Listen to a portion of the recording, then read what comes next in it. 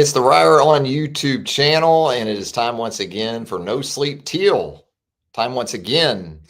We're back. For No Sleep Teal, a show dedicated to discussion involving the National Football League's Jacksonville Jaguar. It is a holiday edition of the program, Home for the Holidays. This guy. Yeah. Evan Reier, down from the Ham, going to do Thanksgiving with us. And we always like that. And we like to talk Jacksonville Jaguars right here. And Evan, what would a trip out west be for this Jacksonville Jaguar team without a heart-stopping performance? An overtime win over the Arizona Cardinals last Sunday in Glendale. One of those, depends on how you want to look at it. You know, you overcome 4 turnovers, all of those by your fifth-year starting quarterback to still get the win. That says something. But it also feels like if you do it again, even this week in Tennessee, in Nashville, against a Titans team that feels like it's making some positive strides, you may not be able to come out the other end as well. No, I think if they turn the ball over 4 times against the Titans, they will lose. But no, it's scrappy, right? You know, it's not pretty, but you take W's when you can get them when you're in a team like this. You know, it'd be one thing if, you know, we were, making a podcast about the Eagles and they were doing something like this. It'd be, red alert, fire alarms. But you take the good with the bad. And at the end of the day, Jaguars got the win. Can't be too mad. And overall, I thought there were plenty of good performances, right? You talk about Travis Etienne, you talk about Brenton Strange, offensively, Jacoby Myers. There were plenty of guys that showed up in a big way. Trevor just, dang near almost gave it away, but all's well that ends well, I guess, right? And we also, you got to give a lot of credit to the defense, 17 offensive points allowed. Overall, I'd give the performance like a B-. Really, it might have been an A if Trevor doesn't have the 4 turnovers. B- for 4 turnovers. But like you said, you get the rest win. Of the team was fine. Yeah. Really. The defense, when you think about it, gave up 17 points because you had the non-offensive touchdown for the Cardinals off the fumble return there deep on the Jaguars' own end. So I thought defensively it was pretty good for the most part. Had a big moment there later in the game where you give up the explosive play when Dewey can't make a tackle right on the back end. Otherwise, Wingard, when they needed it on the deep ball there in overtime, helps out to get the pass breakup that ends the game. So, as you said, there's no room for pictures on the scorecard in the NFL. It's just the scores that matter the most. And so the Jags, in terms of how they did it offensively, we talked about sort of this magic number for Trevor Lawrence when it comes to pass attempts. You'd like to keep him around 30. He finished squarely on 30, which was, I think, a positive because it told you that you were running the ball pretty effectively. At the same time, on just 30 pass attempts, you've got 3 interceptions and a lost fumble. But the run game with Travis Etienne, that's more of what you want to see. Travis with nearly 6 yards per carry and designed runs for Trevor. I like to see that too. Yeah, I think 4 of the 5 design runs for Trevor picked up like 5 yards, if not more. Yeah, you love to see that. They seem to be, fully committing to that at this point, which is something that, we've wanted this season, but we've also wanted it for years. I mean, under previous coaches, we were like, why isn't Trevor getting more opportunities to just kind of tuck it and run? It's finally coming to fruition now. And, while I do like seeing that, wasn't the biggest fan of Cohen getting away from running the ball after the success they had on the first touchdown drive. Etienne goes on a 45-yard burner. You think, oh, well, okay, the floodgates are about to open. They're about to run the ball all game. They got away from it for about 2 quarters. It wasn't really until the 4th quarter that they really brought it back. But, yeah, Etienne had a good game. Tootin wasn't able to really bust one. He had a couple close looks, it seems. Like if, maybe one guy misses, then he's gone. But still positive from the rushing attack and really positive from the offensive line. Pretty clean for Trevor. Good rushing averages. It was a good follow-up performance after what you saw against the Chargers. That was, a really exceptional offensive line performance. Yeah, Trevor sacked 3 times, but you still sometimes I mean, the sack fumble is on Trevor. He had the dreaded two-pat of the Yeah. ball, which you don't like to see from him before that sack. Travis Etienne, though, to your point, this is one of those magic number type situations. 18 touches for Etienne for 116 scrimmage yards and a touchdown. The return of Brenton Strange at the tight end position can't be stressed enough. It feels like Trevor, even with BTJ out, even with Travis out, he's got his comfort guys. Yeah. Strange, Parker Washington, and now Jacoby Myers joining that mix. I'm not saying Trevor wouldn't like to have a dynamic threat like BTJ at his disposal right now, but in terms of comfortability, he seems to be totally at ease, especially with Strange back in that mix. Well, if, Brenton Strange can continue to have, 2 to 3 catches a game, they're going over 20 yards. Sure, you'd love 80-yard bomb touchdowns. Of course, who wouldn't? But there is explosiveness in this offense without someone like BTJ. And not that BTJ was really bringing that in the first place this year specifically. Yeah, I mean, Strange coming back, it was so night and day for Trevor specifically to have a guy that, one, they can kind of draw up plays and get him open because he's such an effective blocker that you can show run, and then just play action boot out of that. Mm-hmm. And Strange will be wide open by about 5 yards. And as we have talked about in the past, when he's got the ball in his hands, he can get some yak. I mean, that dude can yak it up. So really encouraging seeing that. Jacoby Myers with another good performance. Parker Washington was a big deal in this game. Between 5 catches, 71 yards, had a couple good returns as well. I mean, this is what this offense, at least in its current form, needs to look like, just without the turnovers. Yeah, the efficiency with the targets with Brenton Strange, 5 for 5 for Trevor. Jacoby Myers, 6 targets, 4 catches, 50 yards. One of those that wasn't completed was the tip ball by Calais down there that went for the interception that you really wouldn't put as much on Trevor. The 3 other turnovers, I think you can certainly have a healthy discussion about those 3. Certainly 2 were on Trevor for sure. I would say a third fumble, again, with the double pat there in the pocket. That one too, you could probably look more at TL for that one. Parker Washington, 7 targets, 5 catches for 71 yards.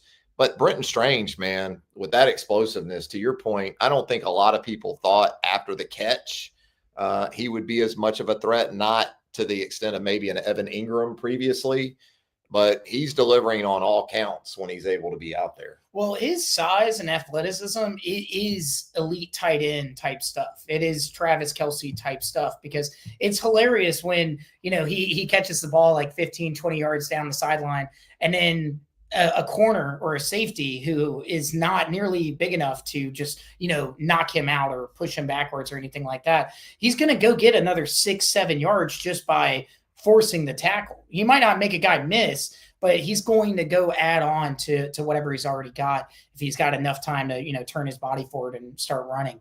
Overall, very pleased with just about everyone except for Trevor on the offense. I hate to make it seem like that, but that's kind of what it was. And defensively, very pleased with as well.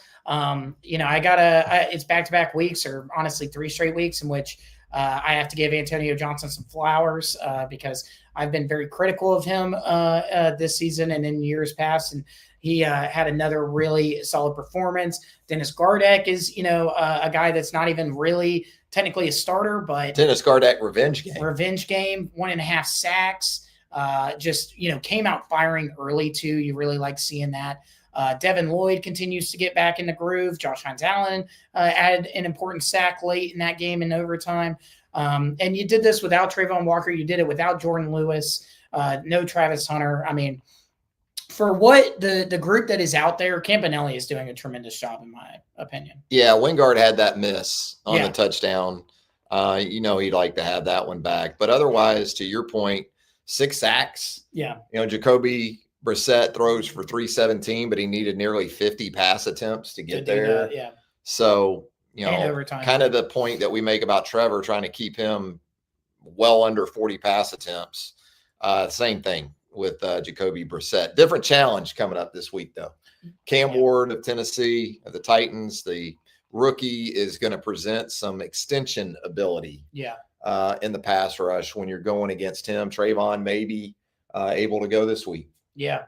No, if they can get Trayvon Walker back for this game, that'll actually be really, really critical because, Cam Ward's not, he's extremely athletic. This is a guy that if, he feels the pressure from Josh Hines-Allen on one side, he's going to look to escape out the other side. That's where you want Trayvon Walker cleaning things up, right? So that would be a big pickup. But, it's going to be something different. And, we've kind of talked about previously, like, the Titans are probably looking at the Jags as like, well, we need to get one of these, right? Like and we can get one of these. This is a team we can beat, despite us being 1-10 and them being 7-4.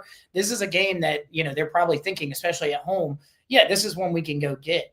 And then you got guys that we talk about the revenge game narrative. You got Arden Key, you got Giad Ward looking to get after Trevor in this game. It's going to be more of a challenge than I think some people think. I still feel pretty confident in this game, but if you give the Titans hope, if you give them a reason for Cam Ward to get in the groove, especially finding DK, getting Tony Pollard going, they've got enough talent to go win games. It's the NFL. It feels like J.C. Latham on the right side has been better for the Titans up front as well. But for this Jaguars team, I think it starts with the run game again this week, because when you look at the Titans defense, giving up nearly 5 yards per carry, giving up nearly 8 per pass attempt. So the Tannehill Method, as I like to call it, going back to the Ryan Tannehill days with Derrick Henry in Tennessee, it should be there for the Jags this week with ETN and Tootin. And that run game. And you shouldn't be in a situation where you get Trevor elevated much beyond anyway, 30 pass attempts. Not that the Jaguars have been especially good at this season, but this is a game where you want to suffocate the other team. It's not about, necessarily exploding for 28 points in the first half and entering a shootout. This is a game where you really want to own time of possession. That's why running the football is going to be so critical here. I mean, there's no reason to not stick with it, even if things go awry to start the game. Unless you're down by 14 or something like that heading into halftime, you should be looking to run the ball consistently through all 4 quarters. And not to mention too that this is a Titans offensive line is giving up 18 less sacks than the Jaguars offensive line has given up this year. So you're not necessarily going to get explosive plays through sacks or through pass rush. You got to make Cam Ward beat you. If anything, you want to keep him in the pocket and make him just, try and nail throws because they don't have weapons. They don't have A.J. Brown. They don't have A.J. Brown. They don't even have Calvin Ridley right now. Not that Calvin Ridley is, otherworldly guy at this point in his career, but there's decent, Mayanor or whatever. He's solid. He's a solid receiver. But this is not a team that should be able to beat you over the top. This is a team that you got to shut down Tony Pollard and let Cam Ward stay in the pocket and eventually make a mistake, because he will. That's tough at the NFL level, much rushing a quarterback, because Josh Hines-Allen, these edge guys, they like to get after quarterbacks. At the end of the day, that's what they're supposed to do, right? But if you get that kind of depth in your pass rush against a guy like Cam Ward, you create lanes for him to be able to escape and do his thing from a creative and imagination perspective. So you think about the Jags in this matchup, you're going up, right? Yeah, I think I'm going to be able to head up to Nashville for this one, which I am. What's that record? 0-2. 0-2 in Nashville. Maybe a GoFundMe in the show chat to keep Evan in Birmingham. On Sunday. If you want the Jaguars to win, then don't let me. Maybe we can do like a tab at one of the breweries. Yeah, I'll go to. How about this? I'll live stream me watching it from Broadway. I'll still go to Nashville, but I just won't go to the game. Yeah, I'll go to Tootsie's. I'll go to the stage and just throw it up, and obviously be very antagonistic. I mean, feels like you're more likely going to get in a fight in Tootsie's watching as a Jaguars fan than you will in that stadium. 0-2. I'm 0-1 up there. 0-2. What was it, 2015 when we were up there? I think we went 2016. We went to the SEC championship game in Atlanta on Saturday and then drove to Nashville for Titans Jags, and Marcus Mariota set sail on about an 88-yard touchdown run. Right at us. In that game. We were sitting in the corner that he ran into for the the dynamic touchdown. Marcus Mario. And then I will say the other game, you could maybe put an asterisk next to it because it was the final game of the 2017 season. The Jaguars had already locked up the division title, had a bunch of guys sitting. It was one of the coldest, worst experiences of my life because I was not properly prepared. And I think it was like 25 degrees, humid. It's right there on the river, wind's blowing, it's humid. Fortunately, this one's a little bit earlier, and the winter hasn't even really gotten going in the Southeast yet. Not yet. Supposed to chill out this weekend, though. Yeah, we'll see. But I'm feeling confident still. I mean, at the end of the day, you got to win up there at some point. This is a 1-10 team you're playing. Like, this is a team that you really should have no issue beating. But as we've said, at the beginning of the episode and all season, the Jaguars don't blow out teams. They've blown out really one team this season. And they're fans of FAFO. Yeah. F around and find out. Oh, yeah. So you go on the road and you turn it over 4 times like we talked about earlier. Good luck. And this is a Titans team that in terms of feeling better about itself, despite the continued losses, that's sort of the talk. I mean, coming out of Nashville. Hanging there with Seattle, hanging there with Houston. Yeah. They're going to get somebody. Yeah. Probably a couple of 3 between the Jags twice. They get the Browns. I think they also have another I mean, layup. I can't remember. You just don't want to be one of those. And Yeah. I think if you take care of business this weekend, get to 8-4, like we talked about last week on the show, now you're setting yourself up. Yeah, I mean, you got to be thinking like just because you've got the Colts twice, you've got a pretty tough road test in Denver. This is a must-win game because you've got 3 games on the schedule that honestly, 1 and 2 wouldn't even be that bad of a return from the Colts and Broncos games. Who knows? Maybe they go 2-1, 3-0. But you got to be thinking like win this and win the other game at the end of the season in Jacksonville. Because that puts you at 9, those 2. Yeah, and then if you beat the Jets, you're at 10, and you're at least in the playoff. You would assume if you get to 10, you're in, right? Like, I mean, who knows? And now we're assuming where the Jacksonville Jaguars are concerned. Yeah, after all these years. Those Colts games, not to get too far ahead. Yeah, going to be fascinating just because of the quarterbacks. Yeah. It's like the Spider-Man meme, right, where they're pointing at each other. Yeah. When you think about Daniel Jones and Trevor Lawrence. Those kind of games coming up are certainly going to be defining. I'm feeling okay about the Jags trip to Tennessee. I'm going to go 23-20 Jags. Cam Little, bounce back Cam. Comeback Cam. He's been good. Yeah. He minor setback for a major comeback. That's all it was. A setback is a setup for a comeback. That's what they say. But no, I'm thinking 27-17. I think the Jaguars offense is going to, overall, as long as Cohen doesn't get away from the run, I think they ought let it rip. I think they ought to be able to put up some points. I'm not very worried about this Titans offense, especially if Trayvon Walker and Jordan Lewis are playing in this game. I'm feeling really good, just because I just don't know where the Titans would expose a weakness in that situation. But yeah, I'll say 27-17. What does that corner situation, by the way, look like right now? Between like Newsome, it's like he's pretty much out. Newsome got benched, right, like heading into overtime, basically. Because they were just like, we can't do this. It's Monteric, Buster. It's really Monteric, Christian Braswell, Christian Braswell, Jarian Jones, Jordan Lewis. Those are your 4. And if Lewis comes back, do you continue to play him outside in base, or you just keep him inside? I'm at a point right now. I mean, Braswell had a really nice play at the end of the game. I'd keep Lewis inside. He's just way more useful there. Yeah.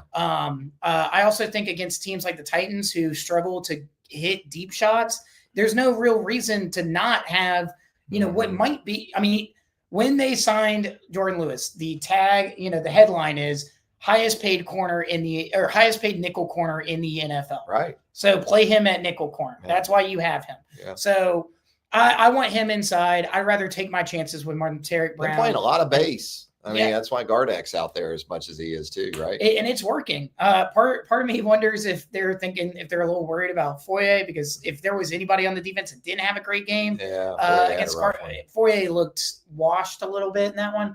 But I think at the end of the day, Jarian Jones, Monteric Brown, and then keep Lewis at nickel, because otherwise it just doesn't seem to work. Tell Greg Newsome to, I don't know, to clean the locker room or something. It's the Greg Newsome and De'Ami Brown moves now. They're the kind of the two overly obvious misses from. Yeah, I mean, you're going to take some swings and misses. There's been others. Jacoby Myers right now looks like a slam dunk move, especially for where this team might be headed. Some of these draft picks looking really good right now. Yeah, so absolutely. It's it'll be curious. Also, you talk about another guy kind of in the mix right now for the nickel situation is Rayon Lane. Yeah. You've seen him out there in the sub packages a little bit. See what it seems like they're getting more and more confident, because I mean, really, he's been kind of banged up, but they barely utilized him at all, like over the course of the season until the past few weeks. Yeah. So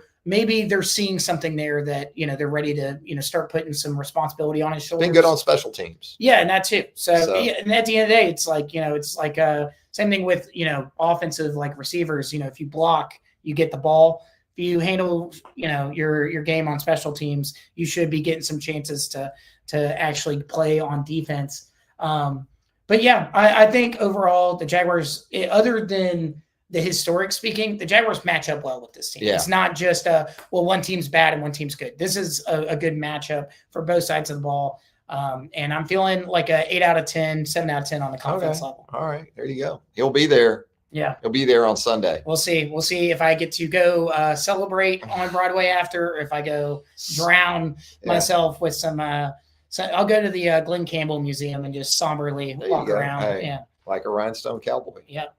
That's him. That's Evan Reier. I'm Travis Reier.